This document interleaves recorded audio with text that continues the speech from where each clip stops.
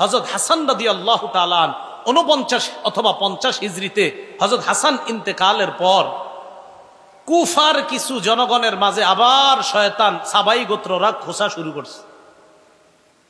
আপনার 41 হিজরি থেকে মোটামুটি আবার সুবাতাস ইসলামের। হযরত হাসান যখন আমিরে মুয়াবিয়ার হাতে খেলাফত দিয়ে দিল, আবার সুন্দর চলতেছে। তো হযরত হাসান ইন্তেকাল করছে 49 বা 50 হিজরিতে। কুফার কিছু লোক ওই সাবাই বা ওই শিয়া বা খারিজিদের চক্রান্তে আবার খোঁচানো শুরু করছে। কয় কি? কয় যেহেতু হাসান মারা গেছে, এক কাজ করা দরকার। কি? কয় হুসাইনরে আমরা চিঠি পাঠাই যে আপনি খেলাফতের যোগ্য, আপনি আসেন। হযরত হুসাইনকে চিঠি লেখা শুরু করছে, হুসাইন আপনার মতো এরকম মানুষ থাকতে মুয়াবিয়া কি কেন খলিফা হবে? ওই আবার আগের ষড়যন্ত্র, ওই সেই আলীকে যেই কথাটা বলছিল আপনি থাকতে উসমান কেন খলিফা হবে, মনে আসেনি এই কথা? আবার হযরত হুসাইন ভালোভাবে বুঝতে পারছে, কয় এই জাতীয় উল্টা পাল্টা কথা আর লেখবা না, আমিরে মুয়াবিয়া তিনিই যোগ্য। হযরত হুসাইন এই কথার তেমন কোনো গুরুত্ব দেয়নি, তাহলে তেমন কোনো কাজ করতে পারে নাই। 49 বা 50 হিজরিতে আমিরে মুয়াবিয়ার শাসন ক্ষমতা চলতেছে 60 হিজরি পর্যন্ত চললো। কয় হিজরি? 60 হিজরি। 60 হিজরি পর্যন্ত শাসন ক্ষমতা চলার পর আমিরে মুয়াবিয়া যখন মুমূর্ষ অবস্থা, চিন্তা করলেন কি করা যায়। ওই যে মুসলমানদের খলিফা নির্বাচনের পদ্ধতি 4টার একটা হলো পরবর্তী খলিফার নাম ঘোষণা করা। আমিরে মুয়াবিয়া ইজতিহাদ করে দেখলেন যে আমার পরে খলিফা কাকে বানানো যায়। তো তিনি দেখলেন যে আমার পরে খলিফা হিসেবে যোগ্য আমার ছেলে ইয়াজিদ। আমিরে মুয়াবিয়া দেখলেন। উলামায়ে কেরাম, ফুকাহায়ে কেরাম বলেন যে দেশ চালানোর যোগ্যতা আসলেই ইয়াজিদের ছিল। কি চালানো?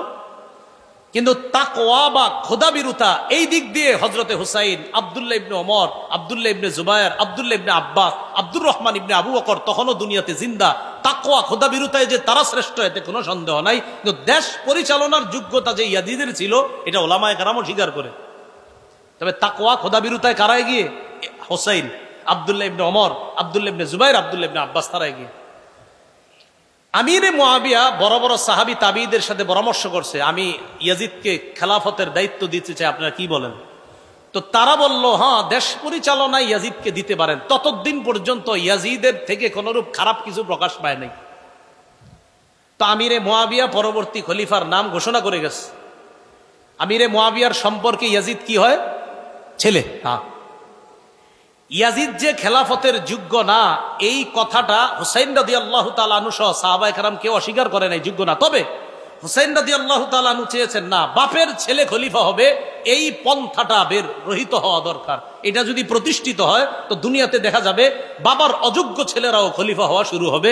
এটা হুসাইন রাদিয়াল্লাহু তাআলা আনহু ছিলেন না, বাপের ছেলেই খলিফা হতে হবে, এই নিয়ম পদ্ধতিটা এটা দুনিয়া থেকে উঠে যাওয়া দরকার। এটা না উঠলে খালি বাপের ছেলেরা যদি খলিফা হতে থাকে, অযোগ্যরাও খলিফা হয়ে যাবে। এটা হুসাইন রাদিয়াল্লাহু তাআলা আনহুর চিন্তা, সঠিক চিন্তা। ইয়াজিদকে খলিফা নাম ঘোষণা করার পর 60 হিজরির 4 রজব আমিরে মুয়াবিয়া রাদিয়াল্লাহু তাআলা আন ইন্তেকাল করলেন, দুনিয়া থেকে বিদায় নিলেন। আমিরে মুয়াবিয়া ইন্তেকাল করছে যেদিন, সেদিন তখন তার ছেলে ইয়াজিদ, তখনও তিনি দামেস্কে ছিলেন না। তিনি তার বাবার মৃত্যুর সংবাদ পেয়ে আসতে আসতে দেখে জানাজা হয়ে অলরেডি আমিরে মুয়াবিয়াকে দাফন করাও হয়ে গিয়েছে। বাকি এতটুকু জানছে যে তাকেই খলিফা হিসেবে নাম ঘোষণা করে গেছে। ইয়াজিদ খলিফা হওয়ার পর চারদিকে চিঠি পাঠাইতে লাগলো, মোটামুটি সবাই আস্তে আস্তে তার খেলাফত মেনে নিতে লাগলো। প্রায় আপনার বড় বড় সাহাবীরাও তার খেলাফত মেনে নিতে লাগলো। তবে মক্কা এবং মদিনায় যারা আছে, এদের মধ্যে বড় বড় কিছু সাহাবা তার খেলাফত মেনে নিচ্ছে না। হুসাইন রাদিয়াল্লাহু তাআলা আনহু ইয়াজিদ যে খলিফা হিসেবে অযোগ্য, এটা উনি অস্বীকার করে না। তবে ইয়াজিদের খেলাফত প্রতিষ্ঠিত হয় নাই পরিপূর্ণভাবে, এটা হুসাইন রাদিয়াল্লাহু তাআলা আনহুর দাবি।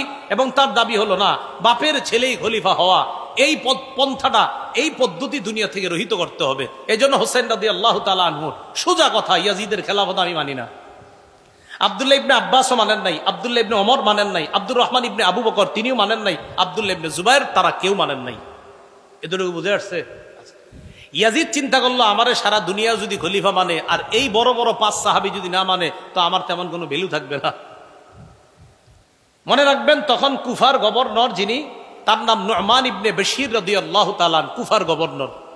বসরার গভর্নর যিনি ছিলেন তখন উবাইদুল্লাহ ইবনে জিয়াদ। আর মদিনার গভর্নর যিনি ছিলেন তার নাম হলো ওলীদ ইবনে উতবাহ। ইয়াজিদ খলিফা হওয়ার পর ওলীদ ইবনে উতবার কাছে চিঠি পাঠাইলো, তুমি যেইভাবে হোক, যেই পদ্ধতি হোক, তাড়াতাড়ি হুসাইন, আব্দুল্লাহ ইবনে জুবায়ের, আব্দুল্লাহ ইবনে ওমর, আব্দুল্লাহ ইবনে আব্বাস, এদের থেকে তাড়াতাড়ি বায়াত নাও। এদের থেকে যদি বায়াত না নাও তাহলে কিন্তু আমার অবস্থা তেমন ঠিক হচ্ছে না, তাড়াতাড়ি এদের থেকে আমার পক্ষে বায়াত নাও। এতটুকু বুঝে আসছে? কুফা থেকে তখন শত শত চিঠি আসতে লাগলো হুসাইন রাদিয়াল্লাহু তাআলা আনহুর কাছে। হুসাইনকে চিঠিতে লিখতেছে, নবীর নাতি, আপনি হযরত আলীর সন্তান, আপনার মতো যোগ্য ব্যক্তি থাকতে ইয়াজিদকে আমরা কেউ খলিফা হিসাবে মেনে নিতে পারছি না। কুফার জনগণ আমরা কেউ তাকে খলিফা হিসাবে মানব না। কুফায় 1,00,000 লোক রেডি আছে ইয়াজিদের বিরুদ্ধে লড়াই করার জন্য, আপনি আমাদের কাছে চলে আসেন। কয় লাখ? 1 লাখ। হোসাইন এই চিঠি পায়া চিন্তা করলো, আসলেই কি 1,00,000 লোক আছে? হযরত হুসাইন রাদিয়াল্লাহু তাআলা আনহু দেখলেন আসলেই তো বিশাল একটা জনগোষ্ঠী ইয়াজিদকে এখনো খলিফা মানে না। আসলে কি জানেন, ওই সাবাইরা আলী রাদিয়াল্লাহু তাআলা আনহুরে যেইভাবে হত্যা করছে, তাদের টার্গেট হুসাইনকেও নিয়ে হত্যা করা, এটা তাদের টার্গেট। হুসাইন রাদিয়াল্লাহু তাআলা আনহুর কাছে এদিক দিয়ে চিঠি, এদিক দিয়ে গভর্নর হাউসে, মদিনার গভর্নর হাউসে ডাক পড়ছে। কার? আব্দুল্লাহ ইবনে জুবায়ের, হুসাইন, তাদের ডাক পড়ছে। আব্দুল্লাহ ইবনে জুবায়ের এবং হুসাইন রাদিয়াল্লাহু তাআলা আনহু গভর্নর হাউসে গেছে, যাওয়ার পর সরাসরি বলে ফেলছে, অসম্ভব, ইয়াজিদের পক্ষে বায়াত হওয়া আমার পক্ষে সম্ভব না। গভর্নর হাউসের মধ্যে যখন হুসাইন রাদিয়াল্লাহু তাআলা আব্দুল্লাহ ইবনে জুবায়ের, তারা কেউ ইয়াজিদকে খলিফা হিসাবে মনোনয়ন দিচ্ছে না, বের হয়ে আসছে। ইয়াজিদ এবার বলল, প্রয়োজনে হুসাইনকে গ্রেফতার করা হোক, নাউজুবিল্লাহ, এরপরেও আমার পক্ষে বায়াত নিতে হবে। হুসাইন রাদিয়াল্লাহু তাআলা আনহু মদিনার অবস্থা বেগতিক দেখে পরিবার নিয়ে মদিনা থেকে রওনা করলেন মক্কায়। কোথায়? মক্কায়।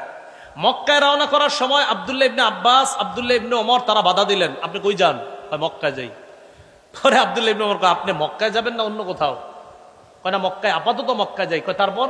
কয় তারপর দেখি। আব্দুল্লাহ ইবনে ওমর, আল্লাহর রাস্তায় আপনি অন্য কোনো সিদ্ধান্ত নিয়েন না, মক্কায় যান, অন্য কিছু করেন না। আব্দুল্লাহ ইবনে ওমর বড় আলেম ছিলেন, উনি বুঝতে পারছেন যে হযরত হুসাইনকে নিঃসন্দেহে আবার তার বাবার মতো ষড়যন্ত্রের জালে ফালানোর চেষ্টা করতেছে। আব্দুল্লাহ ইবনে ওমর বললেন, আপনি আল্লাহর রাস্তায় মক্কায় যান, অন্য কোথাও যান না।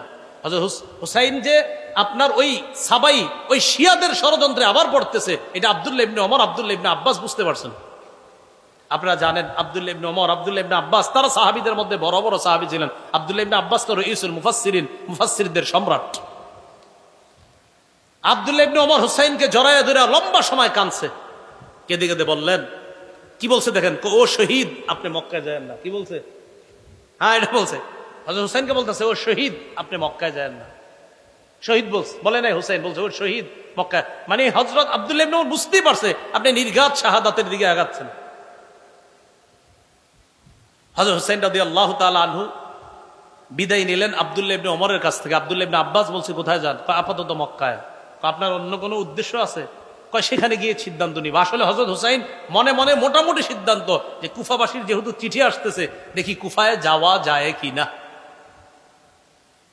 রওনা করলেন মক্কায় পরিবার নিয়ে।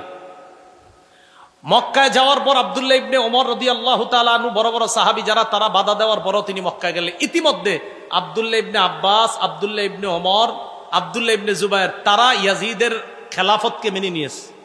কথা বুঝছেন নি? আব্দুল্লাহ ইবনে আব্বাসও মেনে নিয়েছে, আব্দুল্লাহ ইবনে ওমরও মেনে নিয়েছে। তারা মেনে নিয়েছে কেন? তারা বললেন, বিশাল বড় কোনো রক্তক্ষয়ী যুদ্ধের আশঙ্কা থেকে হেফাজতের জন্য আমরা ইয়াজিদের খেলাফত মেনে নিলাম। এরা খেলাফত মেনে নেওয়ার পর হুসাইন রাদিয়াল্লাহু তাআলা আনহু যখন মক্কায় গেলেন, মক্কায় আরো চিঠি আসতে থাকলো, প্রচুর চিঠি। চিঠিতে শুধু একই কথা, আপনি আসেন কুফায়। এক পর্যায়ে কুফার অবস্থা যাচাই করার জন্য হুসাইন তার চাচাতো ভাই মুসলিম ইবনে আকিলকে পাঠাইছে কুফায়। তুমি যাও, কুফার অবস্থা যাচাই করে আমারে জানাইবা। মুসলিম ইবনে আকিল কুফায় যাওয়ার আগেই, কুফার গভর্নরের নাম ছিল নোমান ইবনে বশির, মনে রাখবেন। ইয়াজিদ চিন্তা করলো, নোমান ইবনে বাশিরকে যদি কুফার গভর্নর রাখি, তাহলে ওনার দ্বারা তেমন কাজ হবে না। তেমন কাজ মানে, অর্থাৎ ওনার দ্বারা হযরতে হুসাইনের বিরুদ্ধে তেমন কাজ নেওয়া যাবে না, কারণ উনি নরম সাহাবী। ইয়াজিদ কি করলো, বসরার গভর্নর উবাইদুল্লাহ ইবনে জিয়াদকে কুফার গভর্নরও বানায়া দিল, মানে দুই এলাকার গভর্নর একজনে বানায়া দিল। উবাইদুল্লাহ ইবনে জিয়াদ একটু শক্ত টাইপের মানুষ ছিল, স্বৈরচারী আচরণ তার মাঝে আগে থেকে ছিল। উবাইদুল্লাহ ইবনে জিয়াদ কুফায় এসে বলল, উবাইদুল্লাহ ইবনে জিয়াদ, এদিক দিয়ে মুসলিম ইবনে আকিল কুফায় যাওয়ার পর দেখলো কুফার জনগণ আসলেই হযরত হুসাইনকে চায়। 12,000 মানুষ মুসলিম ইবনে আকিলের হাতে বায়াত হলো হযরত হুসাইনের পক্ষে। মুসলিম ইবনে আকিল যার বাসায় আশ্রয় নিয়েছে তার নাম হানি ইবনে উরওয়া। বলেন কি নাম? উরওয়া। এদিক দিয়ে ওবায়দুল্লাহ ইবনে জিয়াদের কাছে সংবাদ আসছে যে হুসাইনের পক্ষে এক ব্যক্তি বায়াত নিচ্ছে, সে নাকি হানি ইবনে উরওয়ার ঘরের মধ্যে আছে। এই হানি ইবনে উরওয়ার ঘরে গিয়ে হানি ইবনে উরওয়াকে অ্যারেস্ট করে বন্দী করে নিয়ে আসছে। হানি ইবনে উরওয়াকে বন্দী করার পর মুসলিম ইবনে আকিল 4000-এর একটা বাহিনী নিছে হানি ইবনে উরওয়াকে ছুটিয়ে আনার জন্য, মানে জেলখানা থেকে বন্দী করে আনবে। জেলখানা থেকে বন্দী করে যখন আনার জন্য গেছে, যে যাওয়ার পর 4000 ওই মানুষ যাদেরকে নিয়ে গেছে এদের মা বোন ভাইয়েরা আইসা এদেরকে বুঝাইতে লাগলো, এই তোরা থাকিস না, এখান থেকে চল, যে যার যার মতো চল। এই কথা বইলা যখন নিয়ে গেছে, হযরত মুসলিম ইবনে আকিল পিছনে তাকায় দেখে আর আছে 60 জন। কয়জন ছিল? কয় হাজার আছে? কয়জন? একটু পরে দেখে 50 জন, একটু পরে দেখে 30 জন আছে, একটু পরে দেখে 19 ছাড়া আর কেউ নেই। এই যে জি, ইহাকেই শিয়া বলা হয়। ইহাকে কি বলা হয়? হ্যাঁ, খুব ধূর্ত। মুসলিম ইবনে আকিল একা একা রাস্তায় পথ চলতেছে, কই যাবে কি করবে কিচ্ছু বুঝতেছে না। হঠাৎ এক বাসার সামনে গিয়ে দেখে এক মুরব্বী মহিলা, তার নাম লেখছে অনেকে তোয়াওয়াহ, তোয়াওয়াহ কেউ লেখছে, আর অন্য নামও লেখছে। এই মুরব্বী মহিলা কয়, কে তুমি? উনি বললেন, দেখেন আমি অপরিচিত একজন, এই শহরে আমি অপরিচিত, আমি জানি না কোথায় থাকবো, আমার প্রতি একটু দয়া করবেন। আমি হযরত হুসেন রাদিয়াল্লাহু তাআলা আনহুর একজন দূত হিসেবে আসছিলাম, আমার একটু আশ্রয় দেন। তিনি তাকে ঘরে আশ্রয় দিলেন। তার ছেলে আবার বাহির থেকে আইসা জানতে পারছে আমাদের ঘরে একজন মেহমান আছে, দেখে কি আম্মা আপনার ওই চুপে চুপে ওই মেহমানকে খানা পৌঁছায়, পানি পৌঁছায়। ছেলে সন্দেহ করলো আম্মা কাকে খানা দেন। এক পর্যায়ে বলতে বাধ্য হয়েছে যে এক ব্যক্তি আমগো ঘরে আশ্রয় নিছে। গিয়ে দেখে এই সেই ব্যক্তি, তার নাম মুসলিম ইবনে আকিল, যাকে গ্রেফতারি পরোয়ানা পুরা কুফার মধ্যে চলতেছে। ওবায়দুল্লাহ ইবনে জিয়াদকে জানায়া দিল। জানায়া দেওয়ার পর মুসলিম ইবনে আকিলকে অ্যারেস্ট করছে। মুসলিম ইবনে আকিলের অ্যারেস্ট করার লম্বা হিস্ট্রি আছে, যেদিকে যাব না। গভর্নর হাউসের ছাদের উপর উঠায়া সেখান থেকে নিচে ভালায়া মুসলিম ইবনে আকিলকে হত্যা করছে। মুসলিম ইবনে আকিলকে হত্যা করার আগে আশআস নামে এক ব্যক্তিকে মুসলিম ইবনে আকিল কানে কানে বলছে, আহারে নবীর নাতি হুসাইনকে আমি চিঠি পাঠিয়ে দিছি কুফায় আসার জন্য, যদি পারেন মেহেরবানি করে আপনি তাড়াতাড়ি খবর পাঠান নবীর নাতি হুসাইন যেন কুফায় না আসে। খবর কিন্তু পাঠাই দিছে কুফায় আসতে, এবার আবার বলছে খবর পাঠাইয়া দিয়ে বলেন যেন না আসে। ইতিমধ্যে হুসাইন রাদিয়াল্লাহু তাআলা আনহু মুসলিম ইবনে আকিলের চিঠি পায়া রওনা করে ফেলছে। রওনা করার সময় পদে পদে সাহাবায়ে কেরাম বাধা দিচ্ছে, আপনি কুফায় যায়েন না, নিরাপদ মনে হচ্ছে না। কয় কুফার জনগণ তো প্রস্তুত। কয় আমরা বিশ্বাস করি না, আপনার বাবার সাথে এরা গাদ্দারি করছে, আপনার সাথে গাদ্দারি করবে বলেই আমাদের বিশ্বাস। হুসাইন রাদিয়াল্লাহু তাআলা আনহু রওনা করলেন। প্রশ্ন জাগে, কেন রওনা করলেন? এর উত্তর হলো, হযরত হুসাইন রাদিয়াল্লাহু তাআলা আনহুর চিন্তা হলো যে আমি যদি এই মুহূর্তে কুফায় না যাই, এটা হবে একটা হাজার হাজার মানুষ আসলেই যদি ইয়াজিদের খেলাফত মেনে না থাকে তাহলে কি করা। হযরত হুসাইন রওনা করলেন। রওনা করার পর কিছু দূর যাওয়ার পর হযরত হুসাইন রাদিয়াল্লাহু তাআলা আনহুকে অনেকে বারবার বাধা দিচ্ছে। এক পর্যায়ে আপনার ইরাকের কাছাকাছি যখন চলে গেছে, তখন হযরত হুসাইন জানতে পারলেন যে ইয়াজিদের খেলাফত ভালোভাবেই শক্তিশালী হয়ে গেছে, কুফাতেও বসরাতে সব জায়গায়। অথচ হুসাইনের কানে ছিল কি যে ইয়াজিদের খেলাফত কুফায় নরবরে অবস্থা। আসলে নরবরে না, কুফায়ও ইয়াজিদের খেলাফত শক্তভাবে কায়েম হয়ে গেছে। হুসাইন রাদিয়াল্লাহু তাআলা আনহু যখন গেলেন, ওবায়দুল্লাহ ইবনে জিয়াদ একটা বাহিনীকে পাঠিয়ে দিল, যেই বাহিনীর প্রধানের নাম হলো ওমর ইবনে সাদ। বলেন কি নাম? কতগুলা নাম বলছি আজকে, যদিও মনে থাকবে না আপনাদের, তো যাই হোক এরপরে শোনেন আর কি করা। এই ওমর ইবনে সাদের নেতৃত্বে একটা বাহিনী পাঠিয়ে দিছে হযরত হুসাইনের গতি রোধ রক্ষা করতে। মনে রাখবেন, হুসাইন রাদিয়াল্লাহু তাআলা আনহু কিন্তু জিহাদের উদ্দেশ্যে কখনোই যায় নাই সেদিকে। জিহাদের উদ্দেশ্যে যায় না, এর প্রমাণ উনি শিশু নারীদেরকে নিয়ে গেছে। আর শিশু নারীদেরকে মুসলমান কখনো জিহাদে নেয় না, তুনি গেছে এমনি। যাওয়ার পর ওমর ইবনে সাদের সাথে হযরত হুসাইনের সাক্ষাৎ করার পর হযরত হুসাইন বুঝতে পারছে যে ইয়াজিদের খেলাফত প্রতিষ্ঠিত হয়ে গেছে। হুসাইন সরাসরি বললেন, ঠিক আছে আমাকে ইয়াজিদের কাছে যাইতে দাও। সুন্দর প্রস্তাব। এই ইতিহাস এই জায়গায় বলে আপনার যে হযরত হুসাইন বলছে আমাকে ইয়াজিদের কাছেই যাইতে দাও, আমি দেখি ওখানে যে ইয়াজিদের কাছে আমি নিজেকে সুবর্দ করে দিব, আমি প্রয়োজন মাফিক ইয়াজিদের হাতে আমি প্রয়োজনে বায়াত হব, আমাকে ইয়াজিদের কাছে যাইতে দাও, সেখানে আমার তার সাথে কথা আছে। ওবায়দুল্লাহ ইবনে জিয়াদ যে কুফার গভর্নর, সে কি করলো, ওমর ইবনে সাদকে বলল হুসাইনকে যে কোনো মূল্যে গ্রেফতার করো। একটু টেরা টাইপের লোক। হযরত হুসাইন যখন দেখলো না আমাকে যে কোনো মূল্যে গ্রেফতার করতে চায়, তখন তিনি তিনটা প্রস্তাব রাখলেন হযরত হুসাইন। এক, আমাকে মক্কায় ফিরে যেতে দাও, যেখান থেকে এসেছি সেখানে। দুই, আমাকে ইয়াজিদের সাথে সাক্ষাৎ করতে দাও। তিন, অথবা মুসলমানদের কোন রাষ্ট্রে চলে যেতে দাও, সেখানে অন্য সাধারণ মুসলমানদের মতো আমি জীবন যাপন করব। এই তিনটা প্রস্তাব মনে রাখবেন। হযরত হুসাইন যখন দেখলেন যে আমাকে গ্রেফতার করতেই চায় ওবায়দুল্লাহ ইবনে জিয়াদ, উনি তিনটা প্রস্তাব দিলেন। এক, ইয়াজিদের সাথে সাক্ষাৎ করতে দাও। দুই, মক্কায় ফিরে যেতে দাও। তিন, ইসলামী রাষ্ট্রের কোন সীমানায় পৌঁছায় দাও, আমি সাধারণ মুসলমানদের মতো জীবন যাপন করব।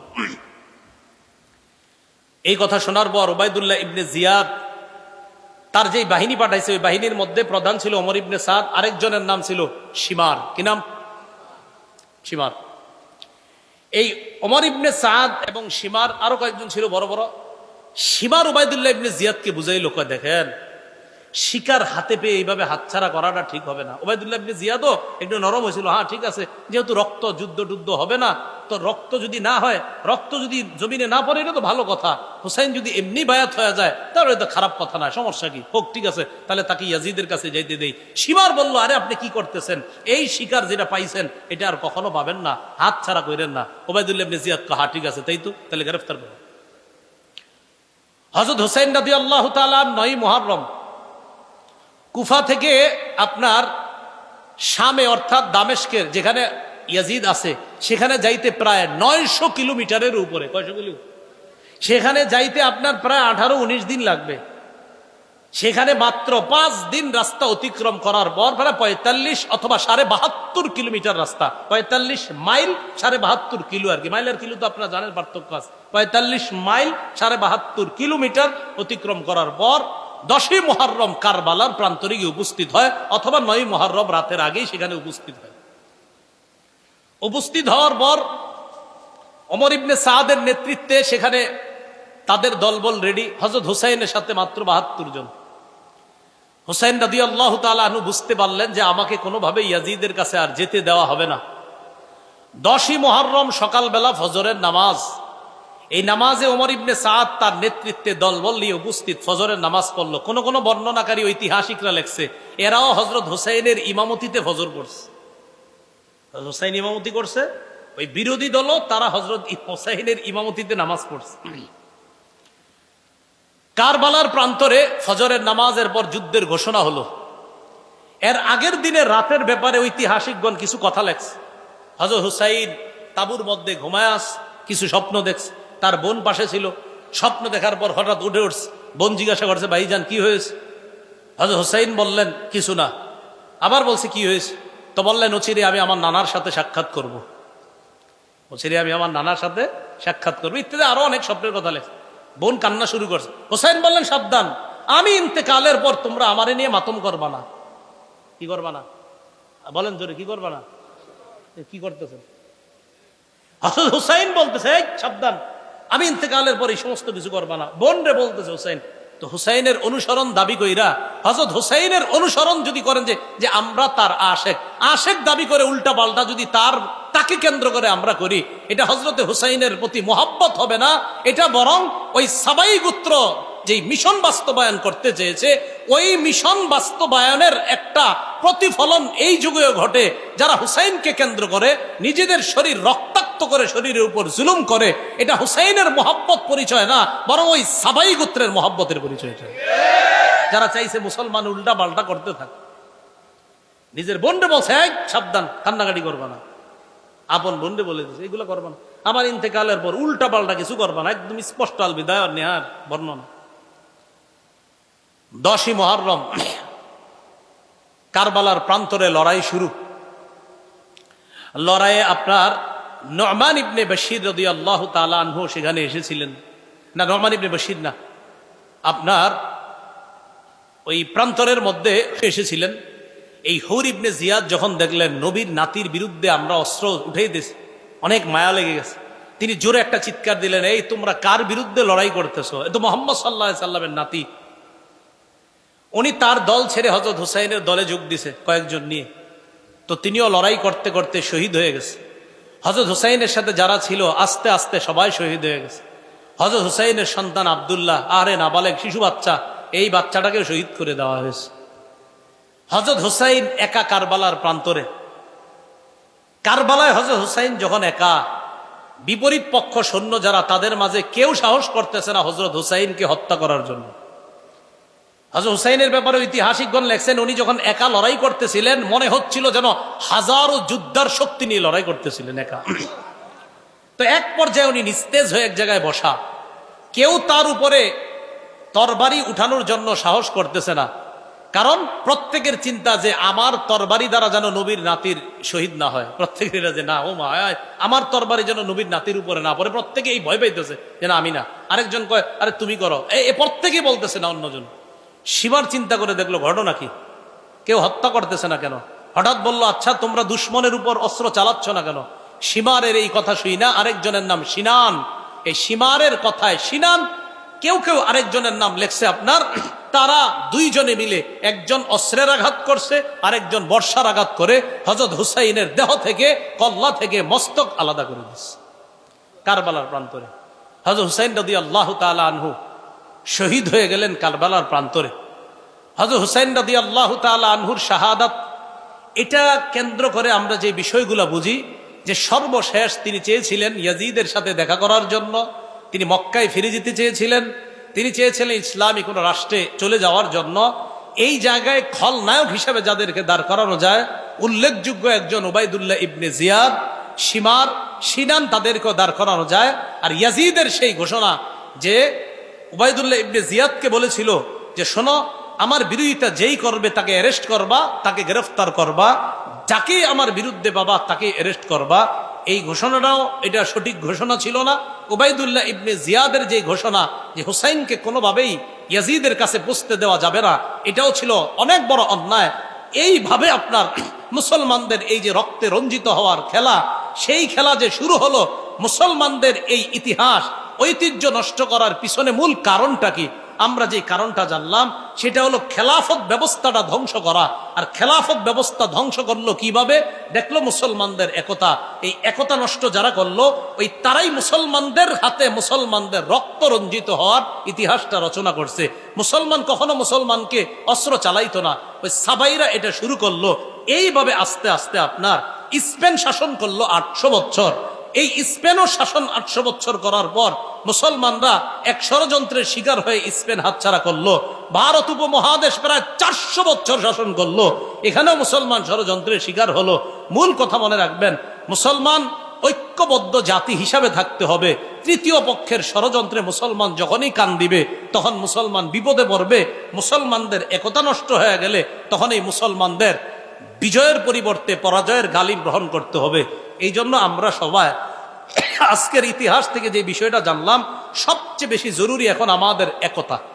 কি দরকার বলেন তো? একতা। তো একতা হবে কিভাবে? আমার পাশে আরেক হুজুরে বয়া দেন, উনি আমার বিরুদ্ধে কয়, আমি ওনার বিরুদ্ধে কই, তো লাভ কি? এমনি আর একতা হবে কিভাবে? আল্লাহ আমাদের সকলকে, প্রাথমিক কথাগুলা কারবালার ইতিহাস তো অনেক শুনছেন, এটার চেয়ে বেশি মনে রাখবেন যে আমাদেরকে শেষ করে দিল কবে থেকে, ওই জায়গাগুলা মনে রাখবেন। যে আমাদের তো উত্থান সুন্দর ছিল, মনে থাকবেনি কত হিজরিতে? 1835 হিজরির 18ই জিলহজ বা 17ই জিলহজ হযরত উসমানকে শাহাদাতের মাধ্যমে মুসলমানদের যে একতা নষ্ট হয়েছিল, ওই একতাটা আজও পর্যন্ত ফিরে আসে নাই। আমরা আল্লাহর কাছে দোয়া করব যে মুসলমান সারা পৃথিবীর যারা, আমরা ঐক্যবদ্ধ জাতি হিসাবে থাকার চেষ্টা করব।